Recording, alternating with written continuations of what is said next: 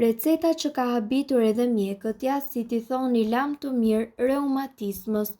Shumë persona vuajnë nga probleme të shumta me eshtra dhe nyjet, dikujt mukoza, kërcet eshtra, dikujt i shkaktojnë dhimbje po ashtu edhe nyjat. Këtu ne do të paraqesim një ilaç natyral i cili ndikon në zgjidhjen e këtyre problemeve.